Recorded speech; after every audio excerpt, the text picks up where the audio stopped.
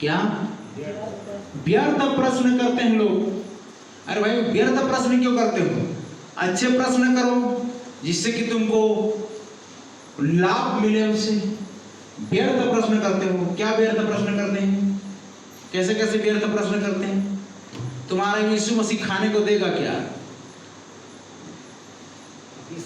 पहनने को देगा क्या? बिना कमाए भी खाने को देगा क्या? व्यर्थ प्रश्न। अच्छा ठीक है, कौन सा ऐसा रूल्स है, कौन सा ऐसा धर्म ग्रंथ है जहां पर कहा गया बिना कमाए आपको तुमको ऊपर से मिल जाएगा? कहीं पर मिलेगा क्या? नहीं मिलेगा। व्यर्थ प्रश्न करते हैं लोग। वहां जाने से ऐसा हो जाएगा क्या? भैया आकर के देखो होगा कि नहीं होगा। छाव में आकर के देखो।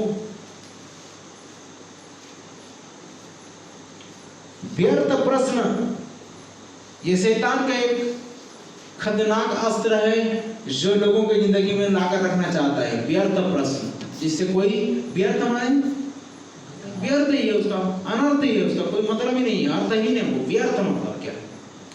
अगर कोई ऐसा बात पूछना है, अर्थहीन बात पूछना है जिससे आपका कल्याण हो, जिससे आपको उन्नति हो, जिससे आपको लाभ पहुंचे, तो अच्छा प्रश्न पूछिए।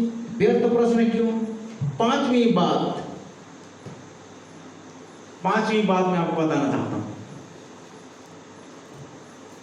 लोगों को क्षमा ना करना, हर समय उनके बारे में सोचते रहना। क्या नहीं करना?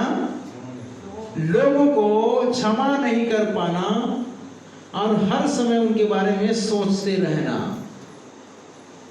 यह है एक शैतान का जबरदस्त हथियार जो वो चाहता है कि आप उनमें उलझ कर रह जाएं, आप उनमें उलझ कर रह जाएं। क्या आपको पता है आपकी जिंदगी में बहुत सारे होल हैं। अगर एक भी होल को बंद करोगे तो क्या दूसरा होल नहीं खुला है? आपको सारे होल बंद करने होंगे, सारे छेद बंद करने होंगे। इस घर में बहुत सारे आने के रास्ते हैं। अगर उन आने के रास्ते को अगर बंद न किया जाए तो यहाँ कुछ भी घुस सकता है कि नहीं घुस सकता है? आपका सेपरेट कमरा, बेडरूम जिसको बोला जाता है, दरवाजा है, खिड़की है, चारों तरफ से अगर बंद नहीं किए तो कुछ भी घुस सकता है कि नहीं घुस सकता है? तो क्या आप अपनी जिंदगी के बारे में क्यों इतना क्या बोलते हैं बेफिक्र रहते हो? आपकी जिंदगी में क्या ऐसी बातें नहीं पाई जा सकती? कुछ भी ऐसा कारण नहीं। देखिए, जब जब लोगों ने यीशु मसीह से बात किया, जब जब उन्होंने कहा कि प्रभु हम तो इसको बचपन से मांगते हैं, तब यीशु मसीह ने उनकी बातों को जाना, उनके मन के विचारों को पहचाना और बोले अब भी तुझमें एक बात की घटी है, कमी है। तो हमें अपने आप को ठीक करने के लिए यह शिक्षा की आवश्यकता पड़ती है। लोगों को क्षमा न करना, हर समय उनके बारे में सोचते रहना, ये एक अजीब टाइप का उसका औजार है जो इस्तेमाल करता है लोगों के लिए, ताकि आप क्या करो, वैसे के वैसे पड़े रहो, वैसे के वैसे पड़े रहो। ये नहीं क्षमा करो और आगे बढ़ो, ये सिस्टम नहीं। परंतु क्षमा नहीं कर पाना पांचवा स्तर। छठवां है कुछ आधुनिक टेक्नोलॉजी जमाना में उन चीजों को, आधुनिक युग में उन चीजों को, उन यंत्रों को क्या कर रहा है, वो उपयोग में ला रहा है, कंट्रोल में ला रहा है। जो है व्हाट्सएप, फेसबुक, यूट्यूब, ट्विटर, है ना, क्या क्या जितने भी है ना, ये छठवीं बात में वही चीज आता है। मोबाइल में तो व्हाट्सएप पाया जाता है, उसी में तो फेसबुक पाया जाता है। इन सारे यंत्रों का उपयोग करके वो क्या कर रहा है, अपने गिरफ्त में रख रहा है, व्यस्त रख रहा है, बिजी रख रहा है। बोलते हैं ना आज मैं बहुत बिजी हूँ। हाँ, यह सब हमें यूज करना जरूरी है, पर इन्हीं बातों में हर समय व्यस्त रहना और अपना ध्यान केवल इन्हीं बातों पर लगाए रहना, यह कोई समझदारी नहीं है। समझ रहे हैं? 24 घंटा हम नजरें लगाए हुए, नजरें गड़ाए हुए, तो ये हमारी लापरवाही है और हम बराबर शैतान के द्वारा कंट्रोल में किए जा रहे हैं। इस बात को मान के चलिए। मैं भी यूज कर रहा हूँ, ध्यान दीजिएगा, आप भी यूज कर रहे हैं। इतना ज़्यादा उसमें खो मत जाइए कि वह आपके लिए एक डिमोशन का औजार बन जाए और लत लग जाए उस चीज़ की कि आप छोड़ ना पाओ। जहाँ पाप है दूसरे अर्थों में कहा जाती है खुद की बर्बादी है और मौत है, तो उनसे बचना है। मोबाइल को मौत का सामान बोला गया है, पता है कि नहीं पता है?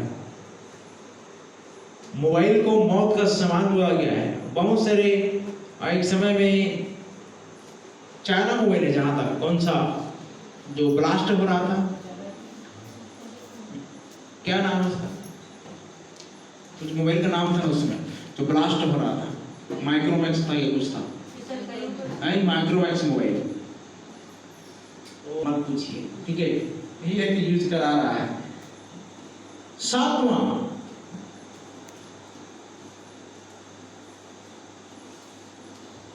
आपको समझदार बनने की आवश्यकता है, इतना ज्यादा लिप्त होने की आवश्यकता नहीं। व्यर्थ काम में या सांसारिक काम में अधिक फंसे रहना। व्यर्थ काम में या सांसारिक काम में अत्यधिक मात्रा में फंसे रहना। वो चाहता है कि आप इन चीजों में फंसे रहें।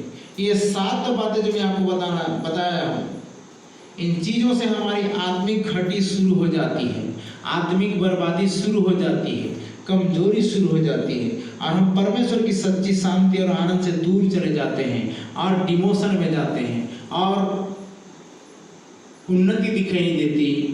हम निराशा का थोड़ा सामना करते हैं, निराशा का हम फेस करते हैं और लगता है कि हम बढ़ नहीं पा रहे। कारण क्या है? कौन नियंत्रण कर रहा है? पहचानो उसके पीछे का कारण को और उसको लताड़ने की आवश्यकता है। लेकिन अब आप बताइए, परमेश्वर के वचनों में हम कैसे, अर्थात परमेश्वर में हम कैसे बिजी रह सकते हैं, कैसे व्यस्त रह सकते हैं? आप जानते हुए भी आप अनजान बन रहे हैं, आपकी गलती होगी।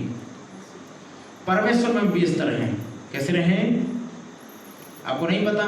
मैं आपको एक वचन पढ़ाता हूँ, निर्गमन उसका 5 अध्याय 9 पद को पढ़ के देखो। परमेश्वर की आराधना करने के लिए निकलना चाहते थे, प्रतिज्ञा की हुई वस्तुओं को प्राप्त करना चाहते थे, उन जगह में परमेश्वर के द्वारा चलाए जाना चाहते थे, लेकिन शैतान ने उन्हें क्या किया था? पढ़ो।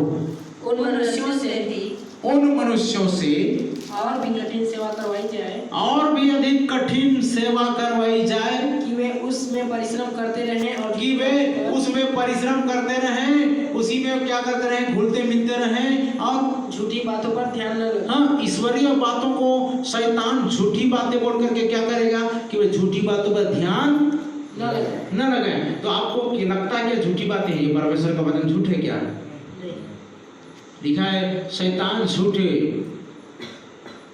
और आराम से झूठा है,